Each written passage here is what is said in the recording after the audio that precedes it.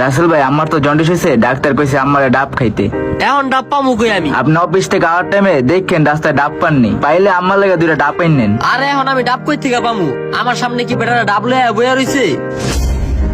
পারস ভাই না কইছে কালকে গ্রামের থেকে আইবো। পারস ভাই গ্রামের থেকে আনার সময় ডাব লই আইবো নে, তখন মাই ডাব খাইবো নে। আচ্ছা রাখ রাখ, আমি অফিসে জরুরি একটা কাজ করতেছি। ভাই ভালো দেখা কোচে দেখে একটা ডাব কাটেন তো। আচ্ছা ভাই, নাইকেল সিদ্ধ দিমু নাকি শুধু পানি দিমু? একটা দিলেই হইব। তাহলে ভাই এই যে এটা দিলাম।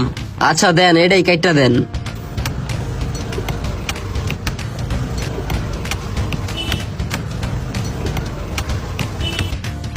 কি ভাই, একটা ডাব কাটতে এত সময় লাগে? এমনি হইলে কেমনে ব্যবসা করেন? হ ভাই, একটু দেরি হয় আমার, কিন্তু আমি কেটে দিতে আছি।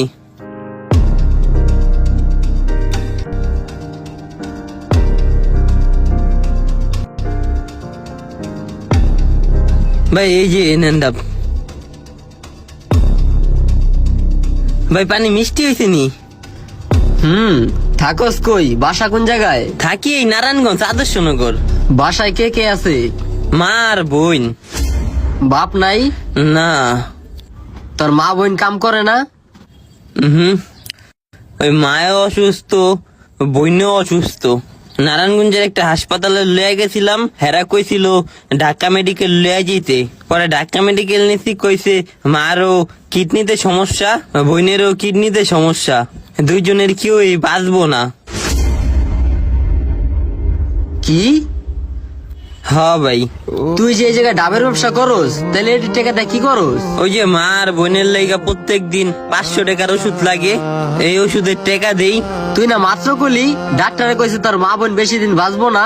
হ্যাঁ ভাই, তারপর ওষুধ কিনা নিয়ে যাই, যদি আল্লাহ পাক কোনো এক উসিলায় মা আর বোনডারে বাঁচিয়া দেয়। পোলাই জানে পোলার মায় বেশি দিন বাঁচবো না, তারপরেও পোলাই চেষ্টা ছাড়ে নাই। আর আমার অসুস্থ মায় ডাব খাইতে চাইছে। ডাবের গাড়ির সামনে থাকতেও আমি মিথ্যা কথা কইছি। আমি কত বড় কুলাঙ্গার সন্তান। আজকে কয় টাকা বেচা হইছে? আজকে ভাই বেচা হয় নাই, অন্যদিন আপনার 30টা 35টা ডাব বেচা হয়, আজকে আপনারটা লয়ে মাত্র 3টা ডাব বেচা হইছে। তাইলে মা বোনের ওষুধের 500 টাকা আজকে কই থেকে জোগাড় করবি? দেই সন্ধ্যা পর্যন্ত বেচে কিনা হয় কিনা। আর যদি বেচা কিনা না হয়, এই যে এইদিকে ডাইলের একটা কারখানা আছে, হ্যাঁ গো, বড় বড় টেরাক আহে, টেরাকের থেকে যদি মাল নামায়া দেয় তাহলে টেকা দেয়, নইলে যে রাত্রেবেলা টেরাকের থেকে মাল নামামু ওন থেকে টেকা দিব। পোলার মৃত্যুর মুখে ঝুঁকে পড়া মায়ের জন্য কতটা। আর যদি পোলাই জানতো আমি আদর্শ